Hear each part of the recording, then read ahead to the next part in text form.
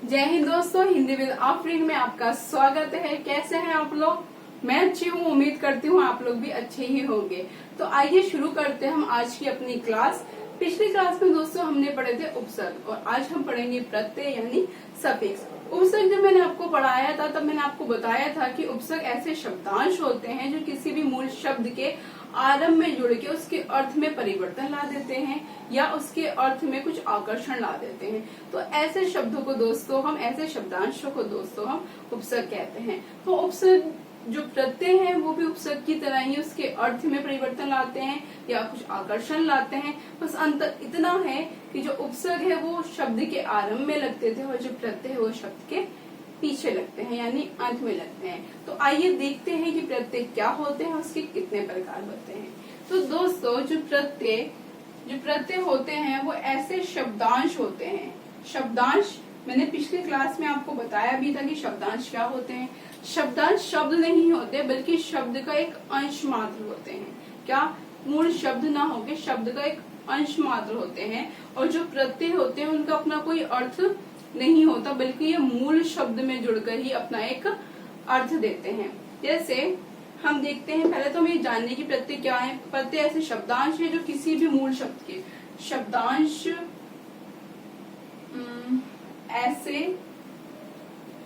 ऐसे शब्दांश हैं जो मूल शब्द के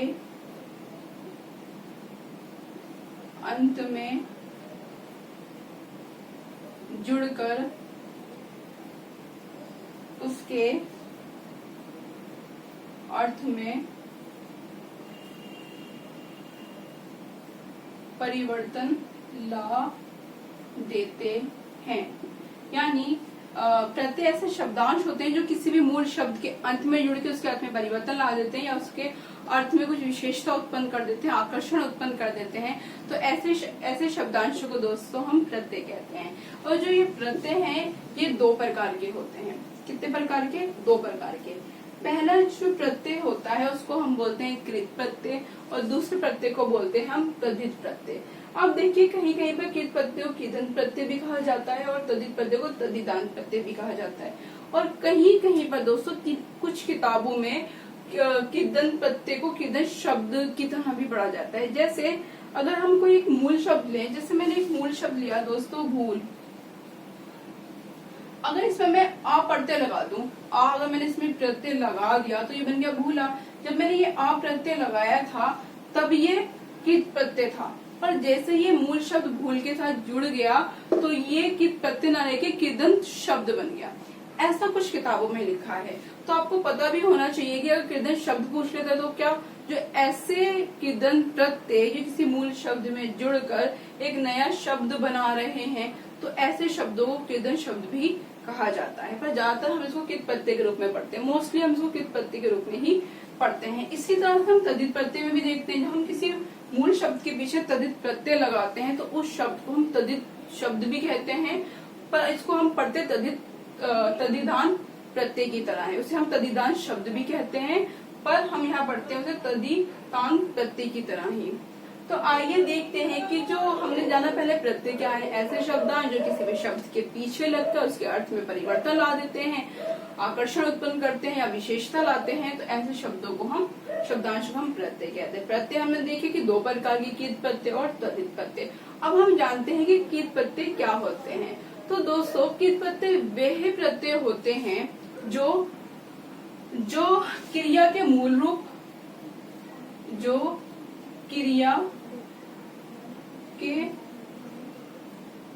रूप या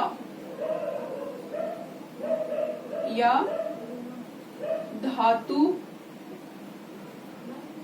यानी रूट वर्ड्स धातु के साथ जुड़ते हैं।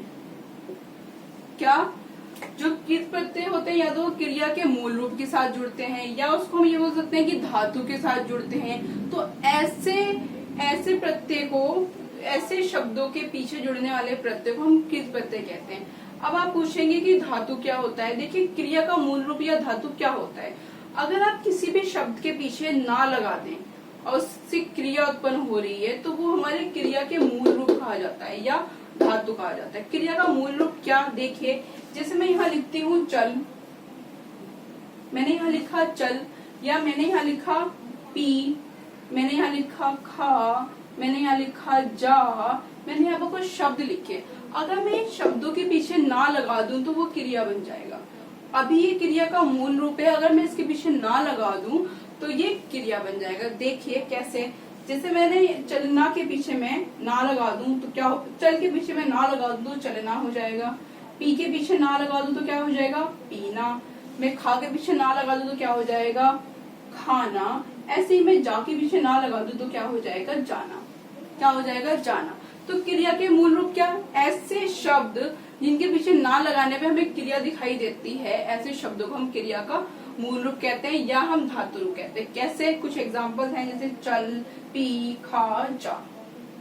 ठीक है दोस्तों, तो जो कृत प्रत्यय हैं वो ऐसे प्रत्यय हैं जो क्रिया के मूल रूप या धातु के साथ जुड़कर एक नया शब्द बनाते हैं या उसके अर्थ परिवर्तन करते हैं। तो ऐसे शब्दों को दोस्तों हम कृत प्रत्यय कहते हैं। देखिए, आइए देखिए हम यहाँ पर उसको समझते हैं। जैसे हमने यहाँ पर प्रत्यय लिया दोस्तों आ, औ और आन, हमने मूल शब्द या धातु लिया घेर, छाप या झूल।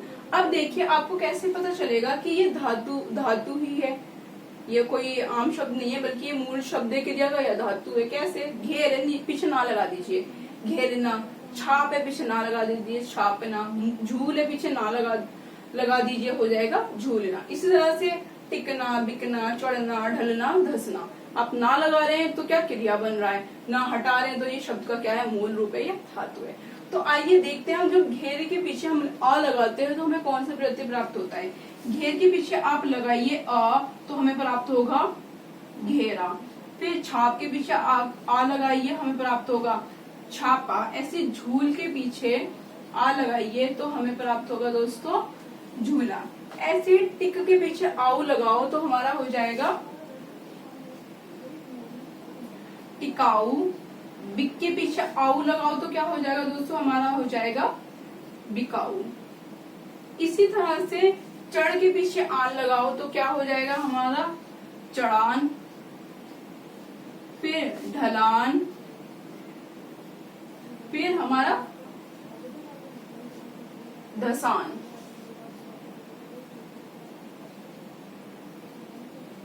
तो ये थे दोस्तों हमारे कृत प्रत्यय। कृत प्रत्यय वह प्रत्यय जो किसी भी क्रिया के मूल शब्द के पीछे लगते हैं, जुड़ते हैं या धातु के पीछे जुड़कर एक नया शब्द बनाते हैं। तो ऐसे शब्दांशों को हम कहते हैं कृत प्रत्यय। ये हमेशा सिर्फ धातु के पीछे लगते हैं या क्रिया के मूल शब्दों के पीछे ही लगते हैं, तो उसको बोलते हैं हम कृत प्रत्यय। आइए जानते हैं दोस्तों कि तद्धित प्रत्यय क्या होते हैं। अब तद्धित प्रत्यय को याद करने का तरीका ये भी है कि आप सीधा यही देख लीजिए कि जो कृत प्रत्यय को छोड़ दो, जो भी मूल शब्द हैं उनके पीछे प्रत्यय लग रहा है, उसके अलावा जितने भी शब्द हैं वो सारे तद्धित प्रत्यय हैं। पर जो तद्धित प्रत्यय है उसको हम 4 रूप में पढ़ते हैं। कैसे, ये याद करने के तरीके के रूप में मैंने आपको बताया है कि जो तद्धित कृत प्रत्यय को आप पढ़ रहे हैं, आपको पता है कि कृत प्रत्यय है, तो इसके अलावा जितने भी मूल शब्द हैं तो वो आपके तद्धित प्रत्यय में आ जाएंगे। अब देखिए हम पढ़ते हैं जो हमारे तद्धित प्रत्यय हैं वो क्या होते हैं। तद्धित प्रत्यय दोस्तों वह प्रत्यय होते हैं जो संज्ञा के पीछे जुड़ते हैं, सर्वनाम के पीछे जुड़ते हैं या विशेषण के पीछे जुड़ते हैं। ऐसे प्रत्यय जो संज्ञा, सर्वनाम, विशेषण के पीछे जुड़कर उनके अर्थ में परिवर्तन करते हैं, ऐसे शब्दांशों को हम दोस्तों तद्धित प्रत्यय कहते हैं। ऐसे प्रत्यय को दोस्तों हम तद्धित प्रत्यय कहते हैं जो क्रिया के मूल रूप के पीछे नहीं, धातु के रूप के पीछे नहीं, बल्कि संज्ञा, सर्वनाम और विशेषण के पीछे जुड़ते हैं। तो ऐसे शब्दांशों को हम तद्धित प्रत्यय कहते हैं। क्या, तद्धित प्रत्यय। जैसे संज्ञा में हम पढ़ते हैं नगर। नगर क्या, एक स्थान का नाम है, तो एक संज्ञा का नाम हुआ। अगर इसके पीछे आप ये लगा देंगे तो वो बन जाएगा नगरीय। ऐसे हम पढ़ते हैं सुंदर, उसके पीछे आप ता प्रत्यय लगा दीजिए तो बन जाता है सुंदरता। तो हमने ऐसे देखा कि जो संज्ञा, सर्वनाम या विशेषण के पीछे जब हम कुछ प्रत्यय लगाते हैं तो उन प्रत्यय को ही हम बोलते हैं तद्धित प्रत्यय। अब देखिए यहाँ पर हम तद्धित प्रत्यय के कुछ उदाहरण देख लेते हैं। तो यहाँ पर कुछ प्रत्यय दे रखे हैं आ और आहट, मूल शब्द दे रखा है भूख, प्यास, खार, प्यार।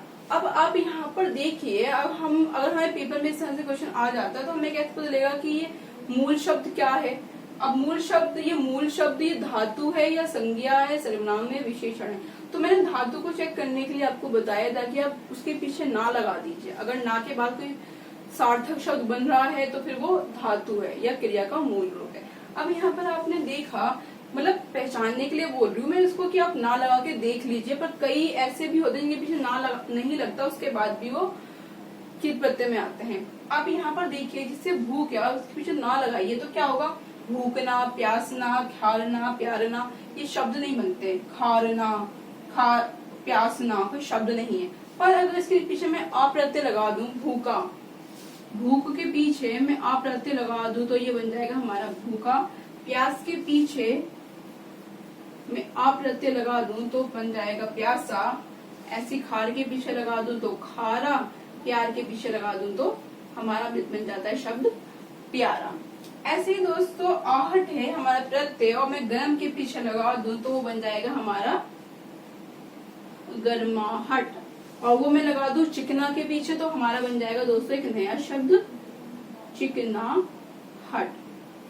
तो इस तरह से हमने देखा कि जो हिंदी के जो प्रत्यय हैं वो क्या होते हैं, या हिंदी के प्रत्यय वे होते हैं जो मूल शब्द के अंत में जुड़कर उसके अर्थ में परिवर्तन कर रहे हैं, वो प्रत्यय हैं। कृत प्रत्यय कौन से होते हैं, जो क्रिया के मूल शब्द या धातु के पीछे जुड़कर एक नया शब्द बनाते हैं, वो हमारे कृत प्रत्यय हैं। तद्धित प्रत्यय क्या, जो संज्ञा, सर्वनाम और विशेषण के पीछे जुड़कर एक नया शब्द बनाते हैं, उसको बोलते हैं हम तद्धित प्रत्यय। तो ये आज दोस्तों हमने जाना कि प्रत्यय क्या होते हैं और उसके कितने रूप होते हैं। अब दोस्तों हम देखते हैं कि इनमें से किस तरह से क्वेश्चन पूछे जाते हैं परीक्षाओं में। पिछली क्लास में दोस्तों मैंने आपको करवाए थे उपसर्ग, और उपसर्ग में मैंने आपको उपसर्ग करवाए थे पर मैंने उसके प्रश्न नहीं बताए थे क्योंकि मुझे वो आज बताने थे प्रत्यय के साथ। तो पहले हम देखते हैं कि उपसर्ग में से किस तरह से प्रश्न पूछते हैं, उसके बाद हम देखेंगे कि प्रत्यय में किस तरह से प्रश्न पूछते हैं। तो सबसे पहले वो आपसे यही प्रश्न पूछ लेगा कि जो उपसर्ग है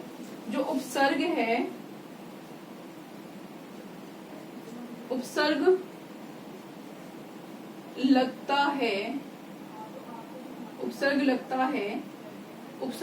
है, आपको पहला ऑप्शन दे दिया उसने आरंभ में, दूसरा ऑप्शन दे दिया उसने मध्य में, तीसरा ऑप्शन दे दिया उसने अंत में, चौथा ऑप्शन दे दिया इसमें से कोई नहीं। तो आप क्या बताएंगे, ये आपका क्वेश्चन था, तो आप क्या बताएंगे, उपसर्ग कहाँ लगता है, शब्द के आरंभ में। तो हमारा उत्तर होगा कि शब्द के आरंभ में। उपसर्ग शब्द के आरंभ में लगता है, इसलिए हमारा उत्तर हुआ शब्द के आरंभ में। पहला क्वेश्चन वो इस तरह से पूछ सकता है। दूसरा वो क्वेश्चन ये पूछता है कि उपसर्ग कितने प्रकार के हैं, तो आप बता देंगे जो उपसर्ग 5 प्रकार के, कहीं पर 4 दिए होते हैं, कहीं पर 3 दिए होते हैं, पर हम 5 तरह से पढ़ते हैं। उसके बाद वो आपसे ये पूछ लेगा जो संस्कृत के कितने उपसर्ग हैं। उसने आपको 4 ऑप्शन दिए और उसने आपसे पूछ लिया कि संस्कृत के कितने उपसर्ग होते हैं। संस्कृत के जो उपसर्ग होते हैं वो 22 होते हैं, कि 13 होते हैं, कि 19 होते हैं, कि कोई नहीं, इनमें से कोई नहीं। तो मैंने आपको बताया था जो संस्कृत के जो उपसर्ग होते हैं वो होते हैं 22। अगर वो आपसे ये क्वेश्चन पूछ लेता है कि हिंदी के उपसर्ग कितने होते हैं तो आप बताएंगे 13। वो पूछ लेता है अरबी, फारसी या उर्दू के उपसर्ग कितने होते हैं तो आप बताएंगे 19। अब इसके बाद वो किस तरह से क्वेश्चन करता है, इसके बाद वो आपसे क्वेश्चन करता है, वो आपको एक शब्द दे देगा। उसने आपको एक शब्द दिया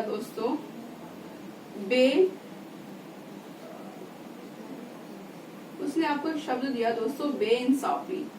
अब वो उससे आपसे पूछ लेगा कि जो बेइंसाफी है इसमें उपसर्ग छाटिए।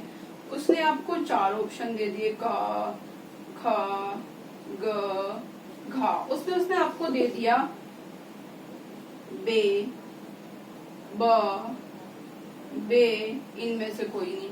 आपको पता है बे को आप अलग कर दोगे तो फिर इंसाफ ही बच जाएगा। तो अगर आप इसमें से बे को अलग कर दें तो इसमें से हमने जब उपसर्ग पढ़ा था तो मैंने आपको बताया था कि जो उपसर्ग होता है वो बा बे होता है, और यहाँ पर जो हमारा उपसर्ग है वो है बे। तो इसमें से हमने इसको देखा कि जो बेइंसाफी है उसमें जो हमारा उपसर्ग है वो है बे। इसके बाद अभी तक तो उसने ये पूछा कि उपसर्ग क्या है, आरंभ में लग रहा है, मध्य में लग रहा है। उसके बाद उसने ये पूछा कि उपसर्ग संस्कृत के कितने, हिंदी के कितने, उर्दू के कितने। फिर वो आपको एक शब्द दे देगा, उसी में से पूछ लेगा कि इसमें से आप ये बताइए कि उपसर्ग कौन सा है। उसके बाद वो आपको एक शब्द दे देगा और वो आपसे पूछेगा कि इस शब्द को हम विलोम कैसे बनाएं, या इस शब्द में हम क्या उपसर्ग लगाएं जिसका विपरीत बन जाए। जैसे उसने आपको एक शब्द दे दिया, उसने आपको दे दिया व्यवस्था, उसने आपको एक शब्द दे दिया व्यवस्था, और इसमें वो आपसे पूछ रहा है कि जो ये व्यवस्था है इसमें आप कौन सा उपसर्ग लगाएंगे, इसमें आप कौन सा उपसर्ग लगाएंगे कि ये व्यवस्था का विपरीत अर्थ प्रकट करें। तो उसने आपको ऑप्शन दे दिया, उसने आपको ऑप्शन दे दिया अ, उप, इनमें से कोई नहीं। तो आपको पता है कि आप व्यवस्था में आ लगा देंगे तो अव्यवस्था बन जाएगा, जो व्यवस्था का विपरीत शब्द है या उसका विलोम है। तो वो इस तरह से आपसे परीक्षा में क्वेश्चन पूछेगा। या तो वो आपको एक शब्द दे देगा और बोलेगा कि इसमें से उपसर्ग छाटिए, या आपको एक शब्द दे देगा वो आपसे बोलेगा कि इसका विलोम, कि इसमें हम कौन सा उपसर्ग जोड़े कि ये विलोम बन जाए, हम कौन सा उपसर्ग जोड़े कि ये पर्यायवाची बन जाए। तो इस तरह से वो आपसे परीक्षाओं में क्वेश्चन पूछता है। इसके बाद आते हैं दोस्तों हम प्रत्यय पे। अब वो प्रत्यय पे आपसे किस तरह से क्वेश्चन करेगा, बिल्कुल उपसर्ग की तरह भी क्वेश्चन कर सकता है कि वो आपसे ये पूछ लेगा जो उपसर्ग है वो शब्द के हम प्रारंभ में लगाते हैं, मध्य में लगाते हैं या अंत में। तो आप बताएंगे जो प्रत्यय है वो हम शब्द के अंत में लगाते हैं। इसी तरह से दोस्तों वो आपसे ये पूछ लेगा, जैसे वो आपको दे देगा कृत प्रत्यय, उसने आपको प्रश्न में दे दिया कृत प्रत्यय। अब वो आपसे पूछेगा जो ये कृत प्रत्यय है ये किसके साथ जुड़ता है। उसने पहला ऑप्शन दे दिया आपको संज्ञा के साथ जुड़ता है, दूसरा ऑप्शन दे दिया उसने कि ये सर्वनाम के साथ जुड़ता है, तीसरा ऑप्शन उसने आपको दे दिया कि ये विशेषण के साथ जुड़ता है, चौथा ऑप्शन उसने आपको दे दिया कि ये धातु के साथ जुड़ता है या क्रिया के मूलों के साथ जुड़ता है। तो आपको पता है जो कृत्य है वो किसके साथ जुड़ता है, धातु के साथ जुड़ता है। तो इस तरह से वो आपसे प्रश्न पूछ सकता क्या है, ये प्रश्न इस तरह से पूछा गया है पर आगे भी पूछा जा सकता है। ऐसे ही वो आपको एक शब्द दे देगा, जैसे उसने आपको एक शब्द दे दिया दोषहर्ता, उसने आपको एक शब्द दे दिया दोषहर्ता। अब आपसे पूछ लेगा कि इसमें से प्रत्यय छाटिए या इसमें से बताइए कि प्रत्यय कौन सा है। उसने आपको 4 ऑप्शन दे दिए, उसमें से उसने आपको ऑप्शन दिया, एक ऑप्शन दिया उसने आपको हर्ता, एक में दिया आपको ता, एक में दिया त्रा, एक में आपको दे दिया ती, ऐसा से कुछ भी दे देगा या इसमें से कोई भी नहीं। तो आपको पता है कि दोष को आप अलग करें, एक मूल शब्द को आपने अलग कर दिया तो हमारे पास बचा हर्ता, जो हर्ता है वही हमारा क्या होगा, प्रत्यय। तो वो इस तरह से भी आपको परीक्षाओं में प्रश्न दे सकता है कि प्रत्यय कितने प्रकार के होते हैं, किस प्रत्यय कहाँ लगता है, तद्धित प्रत्यय कहाँ लगता है, और इसमें से जो आपका इसमें से एक शब्द दे देगा, इसमें से ये बताइए कि प्रत्यय क्या लगा है। ऐसे वो आपको एक शब्द दे देगा कि वो बोलेगा कि इसमें से बताइए कि प्रत्यय रहित शब्द बताइए, प्रत्यय रहित शब्द बताइए आपसे। उसने आपको दे दिए ऑप्शन में दिखावा, दूसरा उसने आपको दे दिया चढ़ावा, फिर उसने आपको दे दिया लावा, फिर उसने दोस्तों आपको दे दिया पहनावा। अब आप यहाँ पर देखिए दोस्तों कि दिखावा में से आप अलग कर रहे हैं आवा, तो आपको एक मूल शब्द मिल गया। फिर चढ़ावा में से आप चढ़ अलग कर रहे हैं, आपको आवा अलग कर रहे हैं तो आपको चढ़ एक मूल शब्द मिल गया। फिर आप पहनावा में से पहन अलग कर रहे हैं, आवा अलग कर रहे हैं तो आपको एक शब्द मिल गया पहन। तो आपने देखा कि इन सबके साथ हमें मूल शब्द मिला, पर आप लावा में से अगर लावा अलग करें तो हमें कोई शब्द नहीं मिलता। जबकि हम देखते हैं जो ये लावा है ये खुद में एक पूर्ण शब्द है, ना तो इसमें उपसर्ग लगा है ना ही इसमें प्रत्यय लगा है। तो यहाँ पर उसने बोला प्रत्यय रहित, तो आप ये समझिए, ये याद रखिए, रहित का मतलब होता है नहीं होना, कि किसमें प्रत्यय नहीं है। सहित का मतलब होता है साथ होना। दो तरह से शब्द पूछ जाते हैं, प्रत्यय रहित कौन सा शब्द है, प्रत्यय सहित कौन सा शब्द है।